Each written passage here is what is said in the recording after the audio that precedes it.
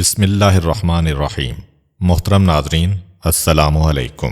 آج کی ویڈیو میں ہم اس وفد کے بارے میں بیان کریں گے جو خاص طور پر رسول کریم صلی اللہ علیہ وآلہ وسلم کو مدینہ تشریف آوری کے لیے دعوت دینے کے لیے مکے گیا۔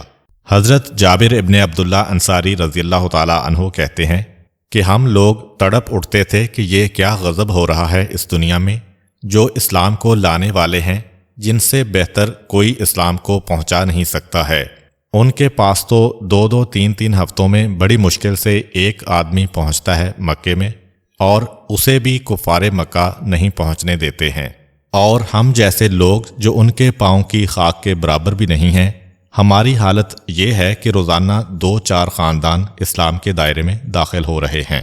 کوئی کافر بھی ہمارے قریب سے گزرے تو ہم اسے روک کے قرآن سناتے ہیں، اور ہم دیکھتے ہیں کہ روزانہ کم سے کم ایک آدمی تو اسلام کے دائرے میں آتا ہے، اور جب ایک آدمی مسلمان ہوتا ہے تو اپنے پورے خاندان کو مسلمان کر لیتا ہے۔ ہم تڑپ کے رہ جاتے ہیں، یہ کیا ہو رہا ہے کہ ہم جیسے غلام تو اتنا کام کر پا رہے ہیں، اور پیغمبر اسلام کے پاس آنے والوں کو اس طرح روکا جا رہا ہے۔ اور پھر جب یہ سنتے ہیں کہ آج کوڑا پھینکا گیا، آج پتھر مارے گئے، آج کانٹے بچھائے گئے، تو مدینے کے نوجوانوں سے برداشت نہیں ہوتا ہے۔ آخر حضرت جابر نے اپنے ہم خیال کچھ نوجوانوں کو اور اپنے کچھ بزرگوں کو ملایا اور کہا کہ اب بہت ہو گیا ہے، اس سال ہم خود پیغمبر اسلام کے پاس جائیں گے اور ان سے کہیں گے کہ اللہ کے رسول، اب تو آپ مدینے آ جائیے۔ جب ہم یہاں اتنا کام کر رہے ہیں تو آپ کی ذات کے آنے کے بعد تو مدینے میں انقلاب آ جائے گا۔ اب آپ کو کیا ضرورت ہے کفار مکہ کے مظالم برداشت کرنے کی؟ آپ ہمارے پاس آ جائیے۔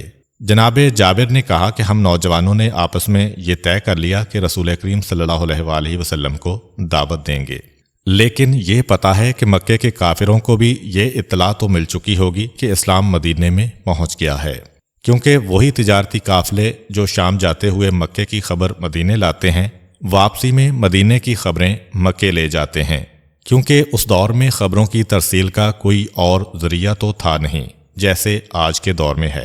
تو مکے کے کافروں کے کان بھی کھڑے ہو چکے ہیں کہ مدینے میں کچھ نہ کچھ گڑبڑ ہونے والی ہے۔ چنانچہ انہوں نے سوچا کہ اگر ہم پیغمبر اسلام کے پاس اب جاتے ہیں تو پیغمبر سے ملاقات بہت مشکل ہوگی۔ وہ پہلے سال ہم مل لیے تھے، کیونکہ مکے والوں کو پتہ بھی نہیں تھا کہ ہم کیوں آ رہے ہیں۔ اب وہ ہم کو نہیں آنے دیں گے، کیا کیا جائے؟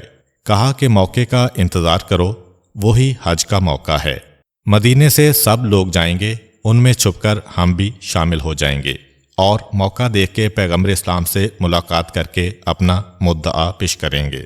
یہ بات جتنے لوگ مسلمان ہوئے ہیں مدینے میں، سب میں پھیلتی چلی گئی، جس کا نتیجہ یہ نکلا کہ اب جو حج آیا، یعنی یہ تیسرا سال ہے مدینے والوں کے لیے۔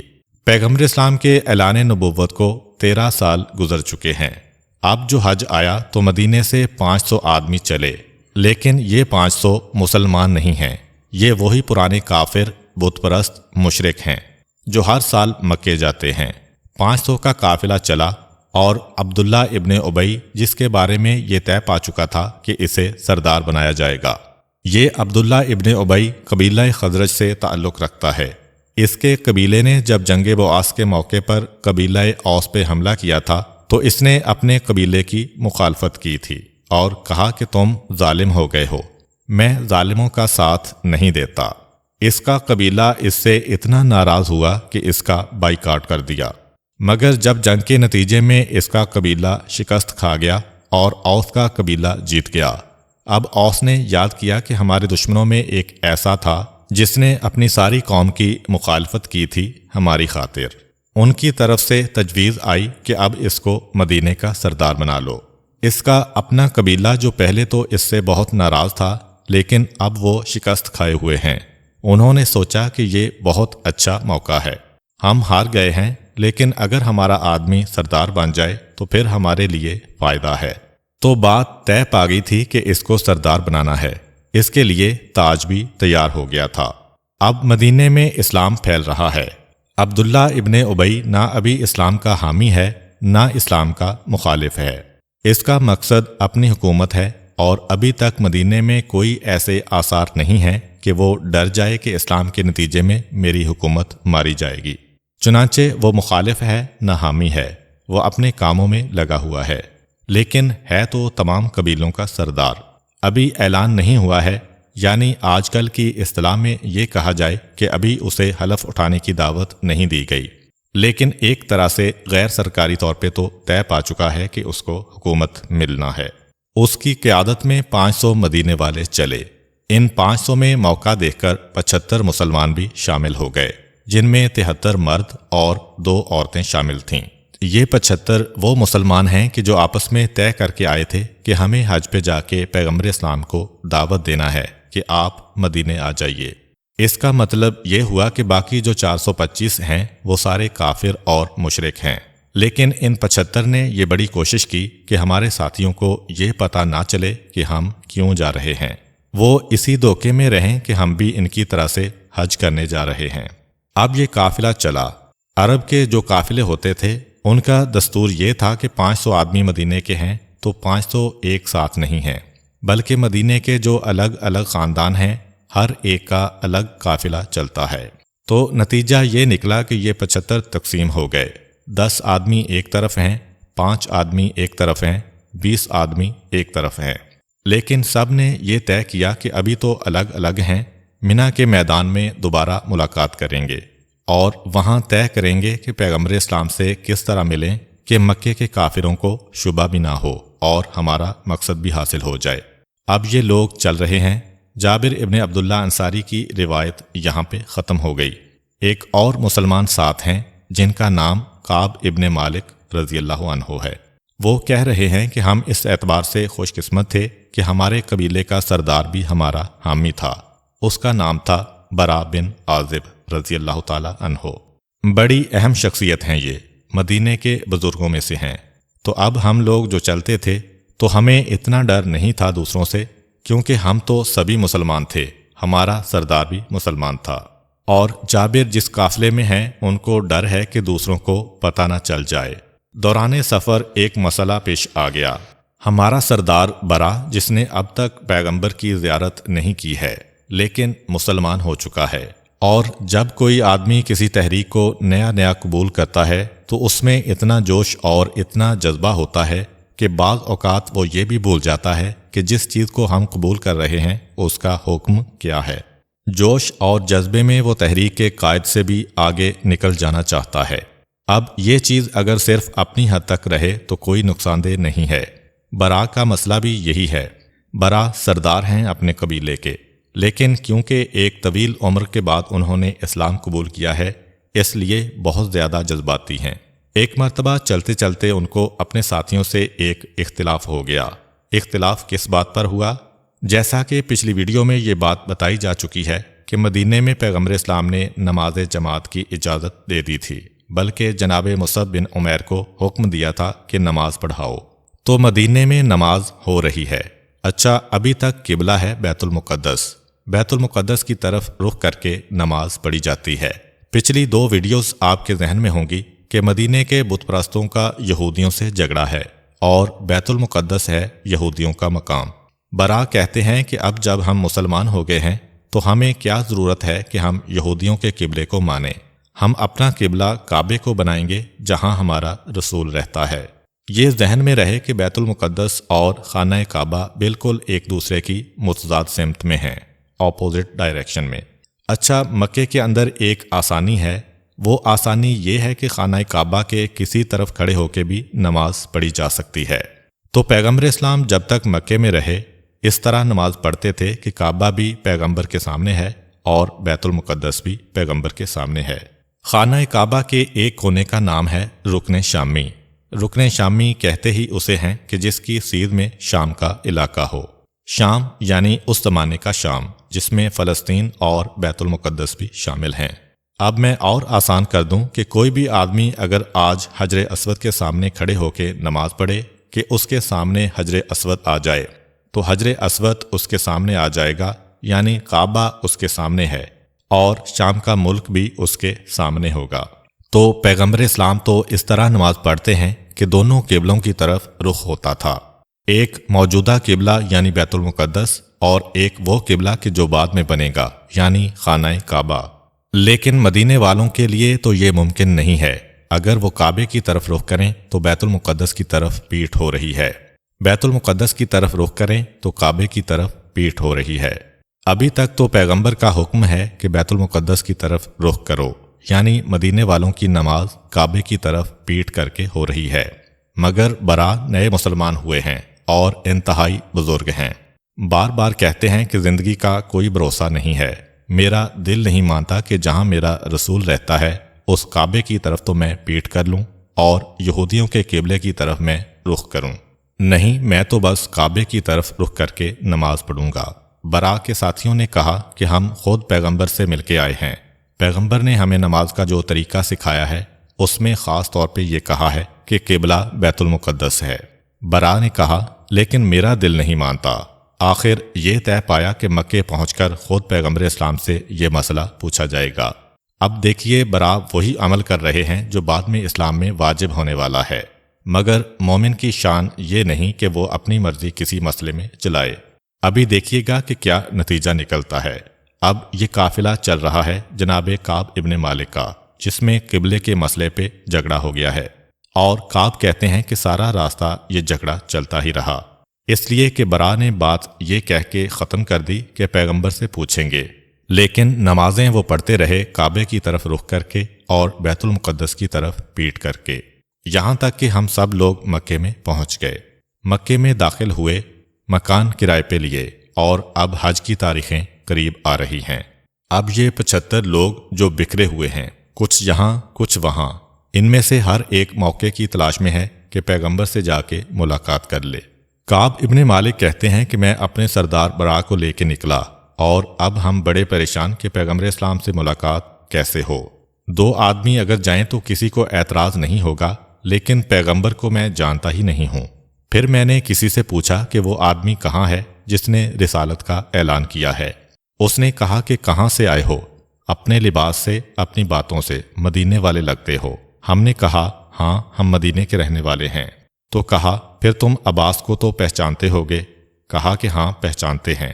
جواب دیا بس چلے جاؤ حرم میں، عباس کے پہلو میں وہی آدمی بیٹھا ہوا ہے۔ جناب عباس تجارت کرتے تھے اور ان کے تجارتی قافلے سارے کے سارے شام جاتے تھے، تو خاندان بنی ہاشم میں سب سے زیادہ یہی مدینے جاتے ہیں، کیونکہ ہر قافلہ جو شام جاتا ہے اسے 2 دفعہ مدینے سے گزرنا ہوتا ہے، ایک جاتے وقت ایک آتے وقت۔ تو جناب عباس کو مدینے والے بھی سب پہچانتے ہیں، سالوں سے آ رہے ہیں، اور جناب عباس بھی مدینے کے سارے بڑے بڑے آدمیوں کو پہچانتے ہیں۔ اب پیغمبر اسلام کے ساتھیوں میں اس وقت کون ہے؟ جناب حمزہ رضی اللہ تعالیٰ عنہ ہیں۔ جناب حمزہ تجارت نہیں کرتے، شکار کرتے ہیں۔ دوسرے حضرت علی کرم اللہ وجہہ ہیں جو ابھی تک مدینے نہیں گئے، اور تیسرے پیغمبر اسلام کے غلام ہیں زید رضی اللہ تعالیٰ عنہ۔ ان میں سے کوئی نہ مدینے والوں کو پہچانے اور نہ کوئی مدینے والا ان کو پہچانے، سوائے جناب عباس کے۔ یہ خاندان بنی ہاشم کے بزرگ ہیں، پیغمبر اسلام کے چچا ہیں، اس لیے مدینے والوں سے بات چیت میں جناب عباس پیش ہیں، اور اب تک جناب عباس نے اپنے آپ کو پیغمبر سے اتنا دور رکھا تھا کہ مکے کے کافروں کو شک بھی نہیں ہو سکتا تھا کہ عباس بھی کبھی ہماری مخالفت کریں گے، اور مدینے والوں سے مکے کے کافر پہلے ہی گھبرائے ہوئے ہیں۔ تو جناب عباس کے ہونے سے ایک بڑا سہارا ہے پیغمبر اسلام کو، کہ جو آدمی بھی مدینے سے آتا ہے وہ یہ کہہ دیتا ہے میں تو اپنے دوست عباس سے ملنے آیا ہوں۔ وہ ہر سال قافلہ لے کے میرے پاس آتے ہیں، اور جناب عباس ہر وقت رسول کے ساتھ ہیں، یعنی اب جو عباس سے ملے گا وہ خود بخود رسول سے ملے گا۔ اس لیے پیغمبر اسلام نے اپنی حکمت عملی ذرا بدل دی، نہ حضرت علی کو قریب رکھا، نہ حضرت حمزہ کو قریب رکھا، نہ حضرت زید کو جو اب تک پیغمبر کے ساتھ ہیں 13 سال سے۔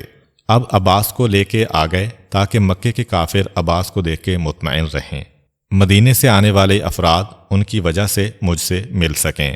اب یہ دونوں آدمی پہنچے پیغمبر کے پاس، عباس کو پہچانتے ہیں، حرم کے صحن میں جناب عباس بیٹھے ہیں اور ان کے برابر میں پیغمبر تشریف فرما ہے۔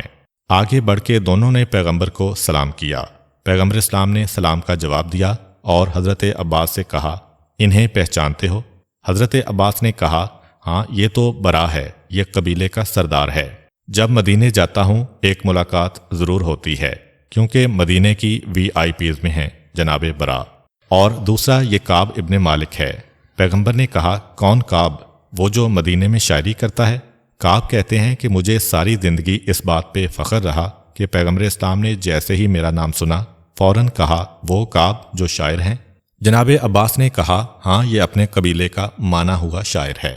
پیغمبر اسلام نے ان سے کہا کہ اب تم لوگ یہاں سے چلے جاؤ۔ گھبرا گئے یہ لوگ، اللہ کے رسول ہم تو آپ سے ملنے آئے ہیں۔ کہا، تم یہاں سے چلے جاؤ اور پھر میرے چچا عباس تم کو بتائیں گے کہ کب، کہاں اور کیسے ملنا ہے۔ جناب کعب ابن مالک نے جاتے جاتے کہا کہ ایک مسئلہ حل کر دیجئے۔ میرا یہ کہنا ہے کہ بیت المقدس کی طرف نماز پڑھنا چاہیے، کیونکہ آپ نے حکم دیا ہے۔ میرے سردار اس بات کو نہیں مانتے ہیں۔ پیغمبر نے برا کو کہا کہ نہیں، جو میں نے مسئلہ بتایا ہے اسی کے اوپر عمل کرو، اور اب جتنی نمازیں تم پڑھو گے وہ سب کی سب بیت المقدس کی طرف رخ کر کے پڑھنا پڑیں گی۔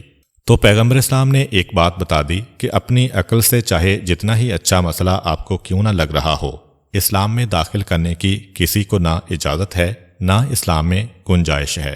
اور اسی لیے بھی جناب برا کو خاص طور پہ یہ کہا گیا کہ 1 مہینے کے بعد ان کا انتقال ہو گیا۔ یہ مدینے میں پیغمبر کا استقبال نہیں کر سکے، یعنی ان کی زندگی میں تو کعبہ قبلہ بنا ہی نہیں، تو خاص پیغمبر نے کہا، جیسا میں کہوں اس سے بال برابر بھی تمہیں نہیں ہٹنا ہے، کیونکہ اگر وہ اس وقت خانہ کعبہ کی طرف رخ کر کے نماز پڑھتے پڑھتے رخصت ہو جاتے تو ان کی نمازیں تو بیکار جاتیں، کیونکہ اس وقت تک تو خانہ کعبہ قبلہ بنا ہی نہیں تھا۔ اچھا اب تم لوگ چلے جاؤ۔ اب ہم لوگ واپس آ گئے۔ جب تھوڑی دور گئے تو جناب عباس ہمارے پاس آئے اور کہا کہ یوم النفر کی رات کو منا کی گھاٹیوں میں آ کے مل لینا پیغمبر سے، جہاں پچھلے سال تمہارے ساتھی ملے ہیں۔ یوم النفر 12 ذی الحج کو کہتے ہیں، جو کوچ کا پہلا دن اور ایام حج کا 5واں دن ہے۔ نفر مانی کوچ۔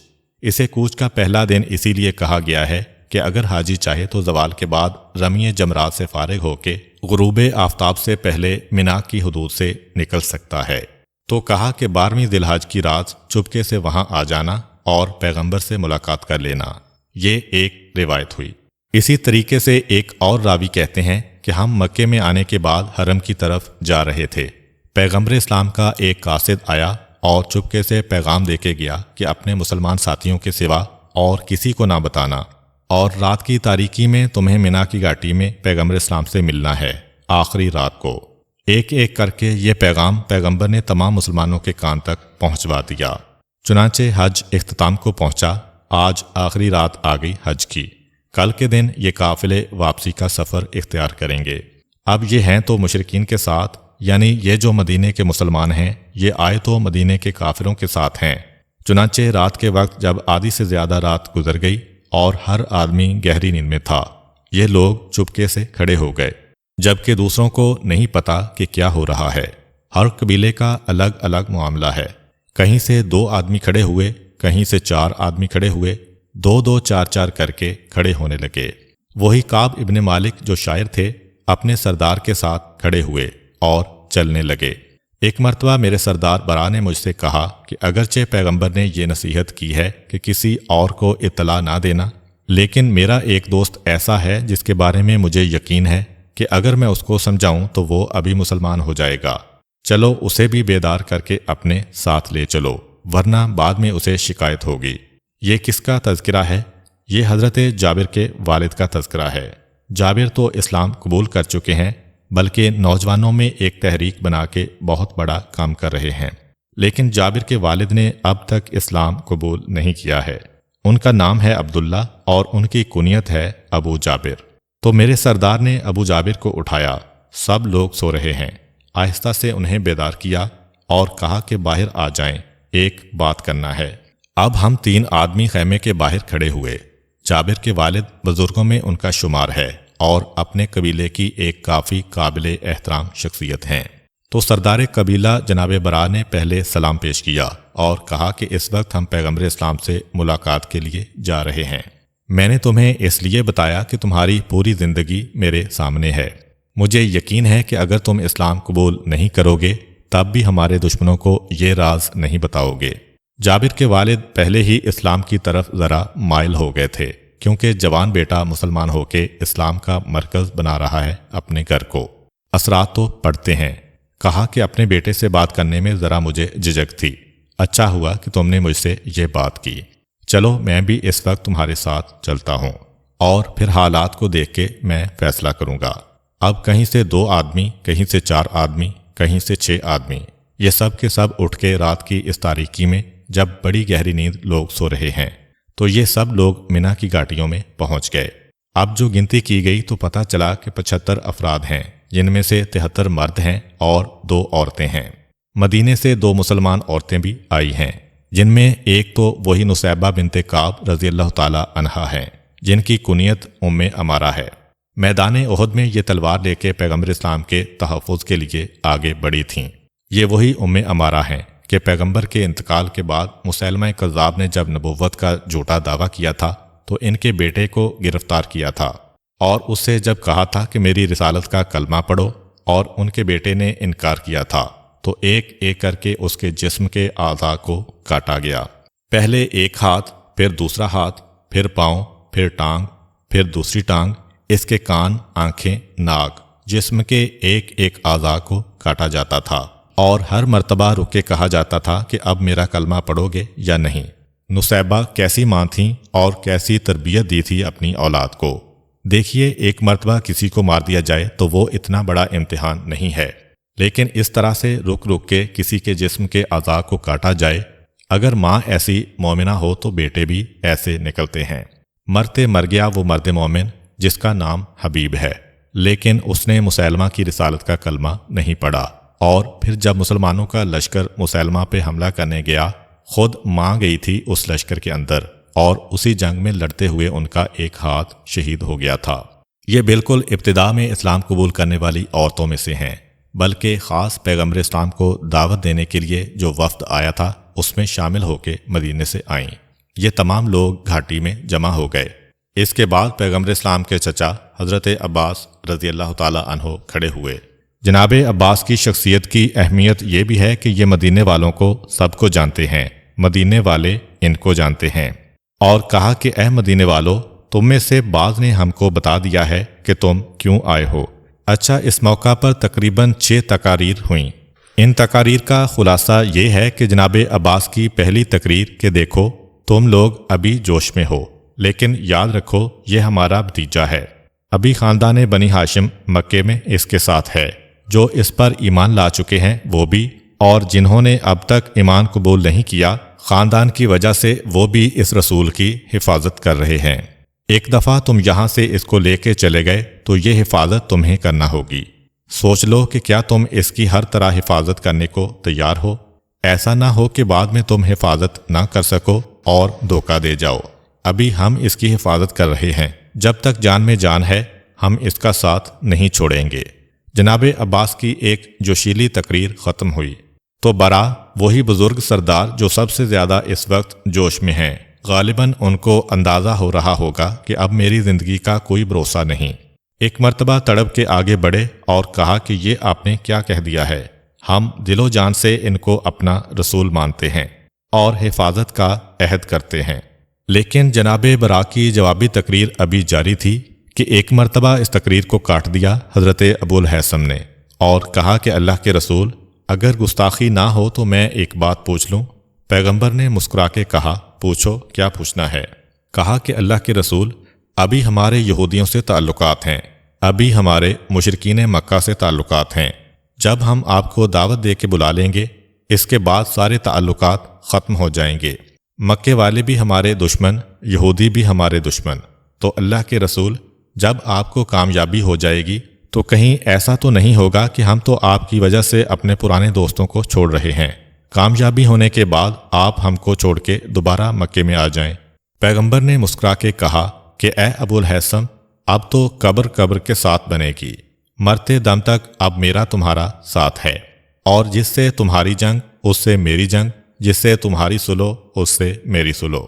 پیغمبر اسلام نے پورے اطمینان کے ساتھ یہ جملہ ارشاد فرمایا تو مجمع میں پھر ایک مرتبہ جوش و خروش پیدا ہوا۔ اللہ کے رسول اپنے غلاموں کے بارے میں جو پاؤں کی خاک کے برابر بھی نہیں ہیں، اتنی بڑی بات کہہ دیں کہ اب تو میری قبر تمہارے ساتھ بنے گی۔ یہ میری کا لفظ بھی پیغمبر نے نہیں کہا، اب تو قبر قبر کے ساتھ بنے گی۔ ایک مرتبہ اتنے جوش میں آ گئے لوگ کہ تڑپ کے آگے بڑھے، اللہ کے رسول ہاتھ پھیلائیے، ہم آپ کے ہاتھ پر بیعت کرتے ہیں۔ مگر جوش اور جذبہ کبھی فائدہ پہنچاتا ہے تو کبھی نقصان بھی۔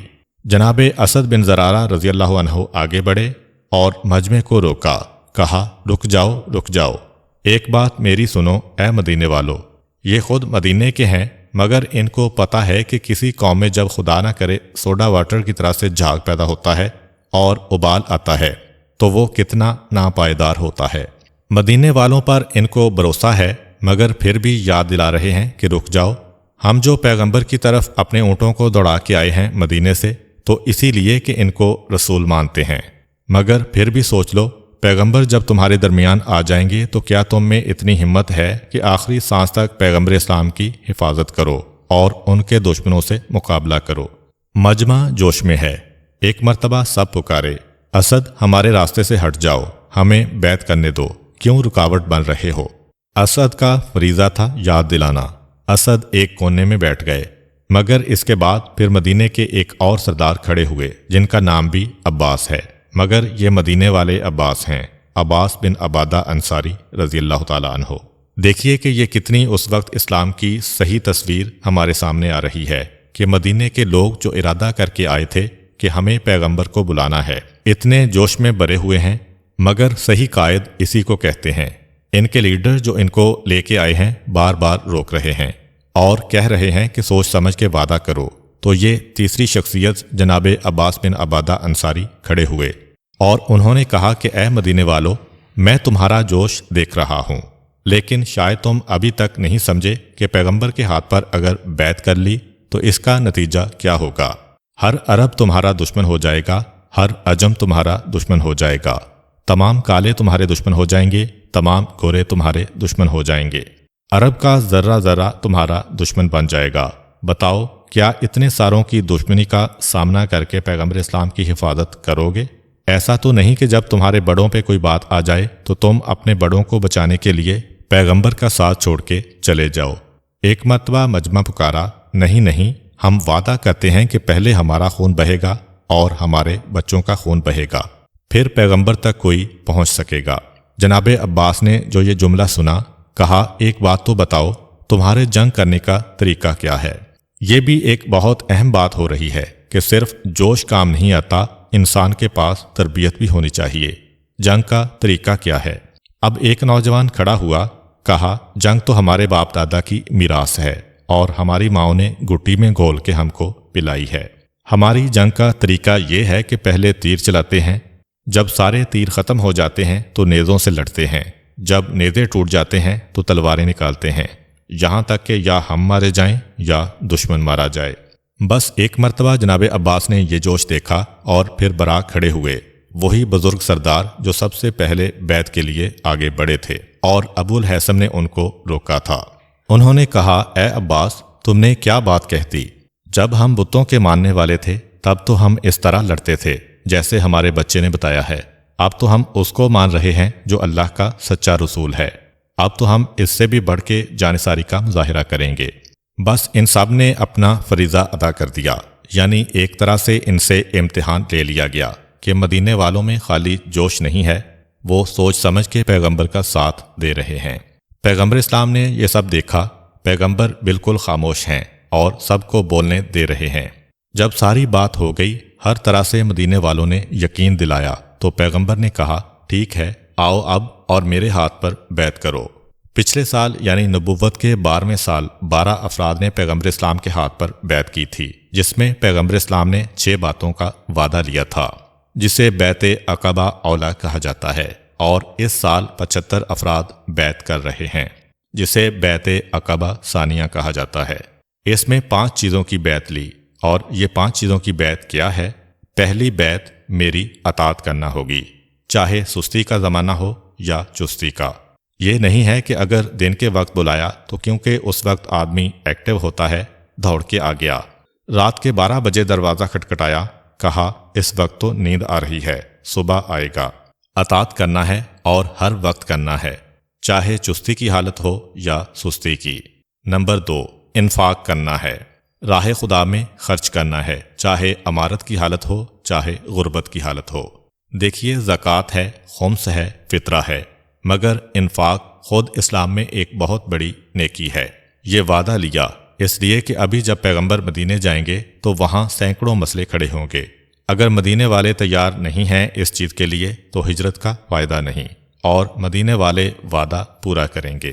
آدھا مکان، آدھی زمین، آدھا کاروبار، آدھی دکان سب دے دیں گے، وہ بھی اس لیے کہ پیغمبر اسلام نے آدھا مانگا ہے، پورا مانگتے تو پورا دے دیتے اپنا اثاثہ۔ خیر، یہ دوسرا وعدہ لیا جا رہا ہے۔ اور تیسرا یہ کہ امر بالمعروف اور نہی عن المنکر کرو گے۔ اور چوتھا یہ کہ اللہ کے معاملے میں نہ کسی تانا دینے والوں سے ڈرو گے، نہ مذاق اڑانے والوں سے ڈرو گے، نہ آوازیں کسنے والوں سے ڈرو گے، نہ طنز کرنے والوں سے ڈرو گے۔ جب اللہ کی بات آ جائے، کوئی مذاق اڑاتا ہے اڑاتا رہے، کوئی برا بھلا کہتا ہے برا بھلا کہتا رہے، کوئی ملامت کرنے والا اگر کہہ دے کہ کیا تم نے حماقت کی پیغمبر کو بلا کے، خود بھی مصیبت میں پھنس گئے، ہم کو بھی مصیبت میں پھنسا دیا ہے۔ روزانہ حملے ہو رہے ہیں کافروں کے، کبھی بدر، کبھی احد، کبھی خندق، کیسے کیسے تانے ملیں گے مدینے والوں کو۔ آپ کے علم میں ہے کہ جو آدمی کسی تحریک کا آغاز کرتا ہے، جب تحریک کے اگلے مرحلے میں مسائب پیش آتے ہیں تو لوگ پلٹ کے اسی کو کہتے ہیں کہ تم نے کیا مصیبت ہمارے گھر میں لا کے کھڑی کر دی ہے۔ تو چوتھا وعدہ کہ کسی برا بھلا کہنے والے کی پرواہ نہیں کرنا ہے اللہ کے مقابلے میں۔ اور پانچواں وعدہ کہ میری اور میرے اہل بیت کی حفاظت اپنی اولاد کی طرح، جس طرح اپنی اولاد کی حفاظت کرتے ہو اس طرح کرنا ہوگی۔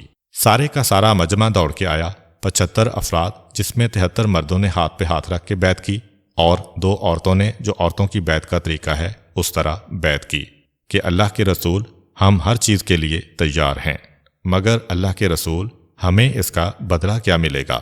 پیغمبر اسلام نے ایک ہی بات کہی، تمہیں اس کا بدلہ کیا ملے گا؟ جنت، اور یہ اللہ کا سب سے بڑا انعام ہے۔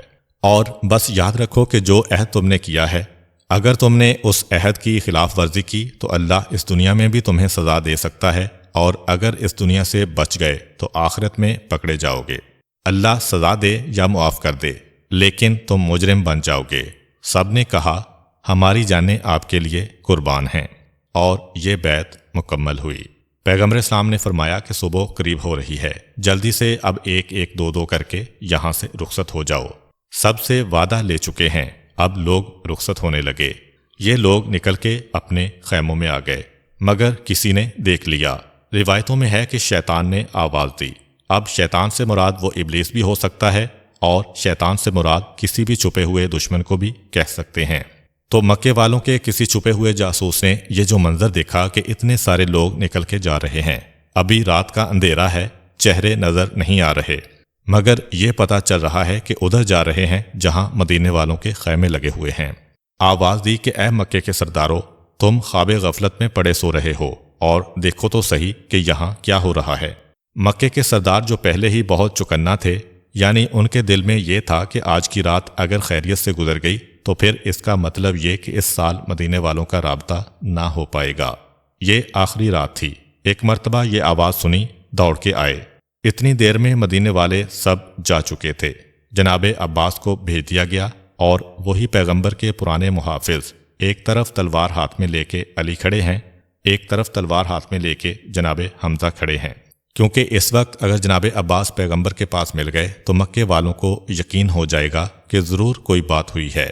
عباس کو تو صرف مدینے والوں کے لیے بلایا جا سکتا ہے۔ جناب عباس کو بھیج دیا گیا، اور انہی محافظوں کو بلایا گیا ہے جن کو مکے والے روزانہ دیکھتے رہتے ہیں۔ کفار مکہ کے 14 بڑے سردار ننگی تلواریں لے کے آ گئے۔ کیا ہوا؟ کون ہے یہاں پہ؟ حضرت حمزہ اور حضرت علی نے کہا کہ کیوں آ رہے ہو؟ خبردار آگے نہ بڑھنا، ورنہ تمہارے سر تمہارے جسم پہ سلامت نہ رہیں گے۔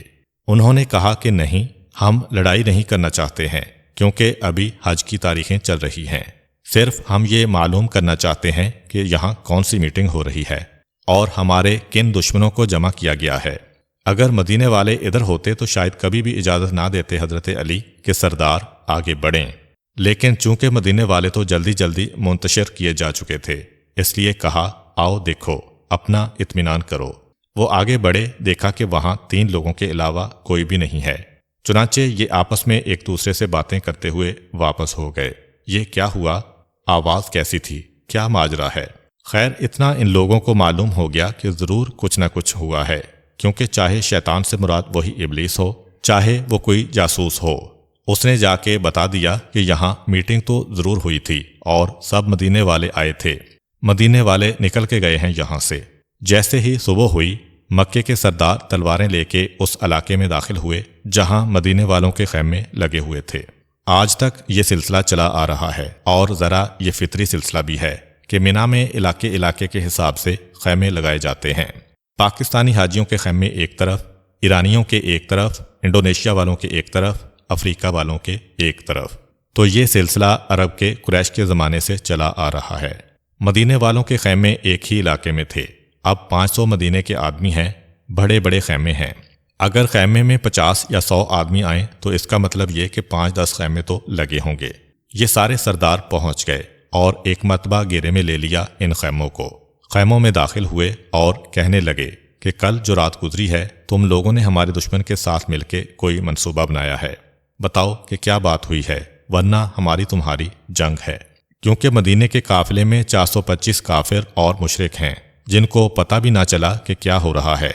ایک تحریک کی کامیابی کے لیے یہ بھی بہت ضروری ہے کہ انسان پیٹ کا ہلکا نہ ہو، بلکہ اتنا صبر و تحمل ہو کہ ساری رات کے واقعات پیش آ جائیں، برابر کے بستر پہ سونے والے کو پتہ نہ چلے کہ کیا ہوا ہے۔ اور نہ صرف یہ، بلکہ بات چیت میں بھی کہیں کوئی آدمی جوش میں کوئی بات اگل نہ دے۔ یہ کامیابی اسی طرح ہوتی ہے۔ پیغمبر یہ سارے درس دے رہے ہیں۔ 75 افراد مدینے سے ارادہ کر کے آئے تھے کہ رسول سے ملنا ہے، مگر پورا واقعہ مکمل ہو گیا۔ نہ سفر کے بیچ میں ان کی زبان سے کوئی بات نکلی، نہ حج کے دوران ان کی زبان سے کوئی بات نکلی، نہ خیموں میں آ کے ان کی زبان سے کوئی بات نکلی۔ اس طرح سے کام کیا تو ظاہری طور پہ اسلام کامیاب ہوا۔ اگر انسان جوش و جذبے میں آ کے بے تاب ہو کے اپنی قوم کے یا اپنی تحریک کے راز اگلنے لگے تو وہ سب سے بڑی ناکامی ہو جاتی ہے۔ چنانچہ وہ 75 افراد تو خاموش ہیں، 425 آدمی قسمیں کھا کھا کے قریش کو یقین دلا رہے ہیں کہ کچھ نہیں ہوا، تمہیں دھوکا ہوا ہے۔ ارے ہم قسم کھاتے ہیں کہ کل رات کو کچھ نہیں ہوا ہے۔ وہی مشرک، وہی کافر کہ جن کی قریش سے دوستی ہے۔ اچھا قریش کو کیا پتا اس میں کون مسلمان ہے کون کافر؟ جس سے پوچھو وہ قسم کھا کے بات کر رہا ہے۔ آخر قریش بہت مایوس ہوئے اور ابو جہل وغیرہ نے مشورہ کیا، کہا کہ اگر ان سب کی ملی بھگت ہے یہ اور سب ایک دوسرے کی بات چھپا رہے ہیں تو ایک ہمارا ایسا دوست ہے اس میں کہ وہ کبھی کوئی بات چھپا ہی نہیں سکتا۔ آؤ عبداللہ ابن ابی کے پاس چلیں جو ان 500 کا سردار ہے۔ اچھا عبداللہ ابن ابی ابھی تک اسے اسلام سے کوئی غرض ہی نہیں ہے، نہ حامی ہے نہ مخالف ہے۔ وہاں پہنچے ابو جہل وغیرہ۔ یہ لوگ اگر مکے کے سردار ہیں تو عبداللہ ابن ابی بھی مدینے کا سردار ہے۔ پہنچے اس کے پاس اور جا کے کہا کہ اے عبداللہ ابن ابی، ہماری تمہاری پرانی دوستی ہے، پرانے تعلقات ہیں، یہ کیا ہو رہا ہے تمہارے ہوتے ہوئے کہ رات کو تمہارے ساتھی اس قسم کی سازشیں کرتے ہیں یہاں سے اٹھ کے، جو ہمارا باغی ہے اس سے ملاقات کرتے ہیں۔ عبداللہ ابن ابی نے قسم کھا لی لات و منات و عزا کی کہ نہیں، ان کی قسم ایسی کوئی بات ہی نہیں ہوئی ہے، اس لیے کہ اگر کوئی ایسی بات ہوتی تو یہ لوگ اور سب سے چھپا سکتے تھے، مجھ سے تو کوئی بات چھپا ہی نہیں سکتے ہیں۔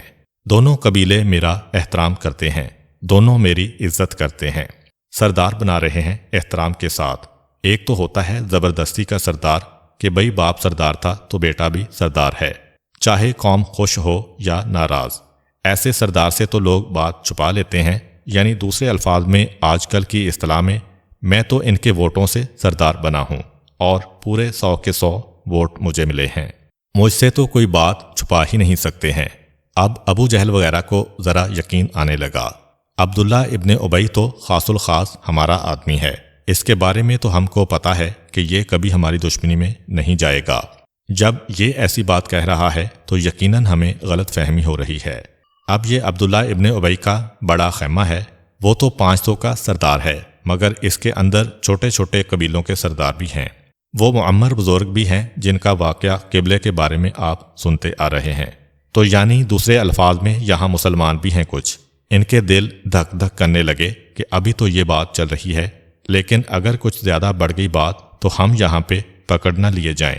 اچھا، مسئلہ پکڑنے کا نہیں ہے، مسئلہ یہ ہے کہ پیغمبر اسلام نے رخصت ہوتے وقت ان 75 آدمیوں میں سے 12 آدمیوں کو نقیب بنایا تھا، اور کہا تھا کہ مجھ سے پہلے میرے بھائی موسیٰ علیہ السلام نے بھی اپنی قوم کے 12 نقیب بنائے تھے، اور میرے بھائی عیسیٰ علیہ السلام کے بھی 12 حواری تھے۔ میں تم میں سے 12 آدمیوں کو مقرر کرتا ہوں۔ تمہاری قوم کے ہر حصے کے لیے ایک آدمی ہے۔ 9 آدمی خزرج سے لیے، 3 اوس سے لیے۔ اب یہ سب پریشان ہیں کہ اگر ہم یہاں پکڑ لیے گئے تو آگے جو ہمارا پورا منصوبہ ہے مدینے جا کے تیاریاں کرنے کا، وہ سب ناکام ہو جائے گا۔ کعب ابن مالک وہی شاعر آدمی جو اپنے قبیلے کے سردار کے ساتھ لگے ہیں، وہ بڑے پریشان ہیں، اور انہوں نے سوچا کہ کسی طرح بات کے رخ کو پھیرنا چاہیے کہ یہ جو 14 بڑے بڑے سردار آئے تھے مکے کے، ان میں سے ایک کا نام تھا حارث ابن ہشام مخزومی۔ اس نے جوتے بہت ہی خوبصورت اور بہت ہی نئے پہنے ہوئے ہیں، بالکل نئے سٹائل کے جوتے ہیں۔ تو کعب ابن مالک نے اس کے جوتے دیکھے۔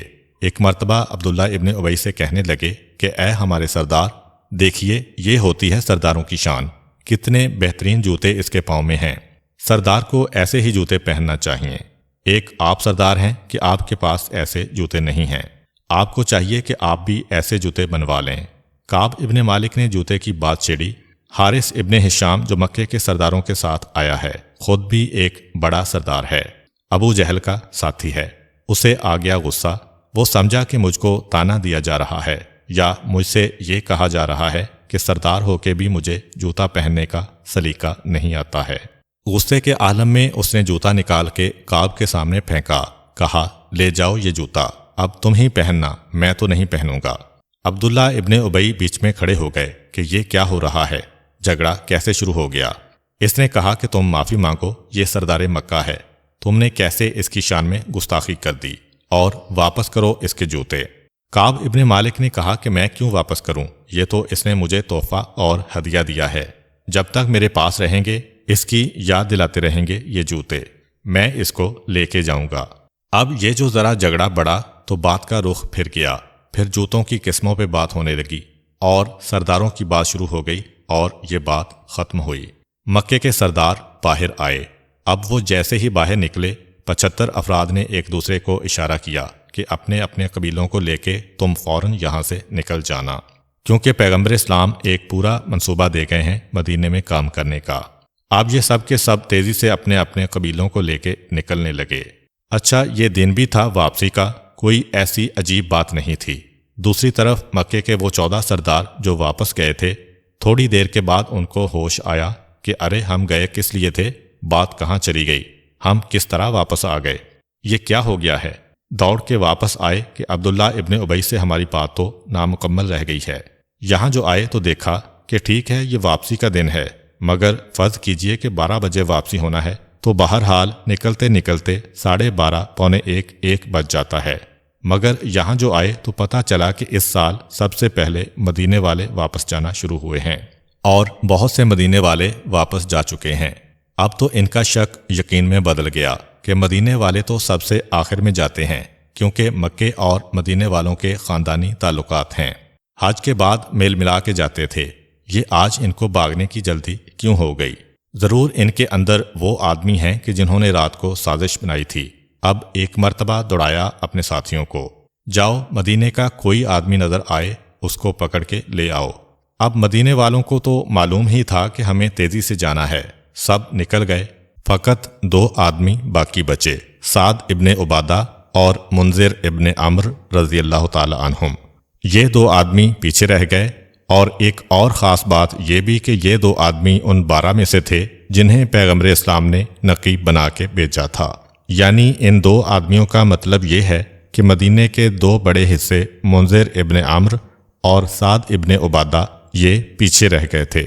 جیسے ہی دیکھا کہ مکے کے کافر گھوڑے دوڑاتے آ رہے ہیں، منذر ابن عمرو ان کو چکمہ دے کے نکل گئے، سعد ابن عبادہ پیچھے رہ گئے۔ منذر ابن عمرو ایک عام آدمی تھے، سعد ایک سردار تھے۔ بہرحال سرداروں کا ایک طریقہ ہوتا ہے، شان ہوتی ہے، آہستہ آہستہ چلتے ہیں۔ تو منذر ایک عام آدمی ہیں، وہ نکل گئے، یعنی پیغمبر اسلام کے 12 میں سے 11 نقیب چلے گئے۔ سعد ابن عبادہ پیچھے رہ گئے، اور جیسے ہی قریش قریب آئے انہوں نے دیکھا سعد جیسا آدمی ہمارے ہاتھ آیا ہے۔ عام حالت میں وہ جناب سعد کو ہاتھ نہ لگاتے، اس لیے کہ جناب سعد قبیلہ اوس کے بہت بڑے سردار تھے اور یہ بہت قابل احترام شخصیت تھے۔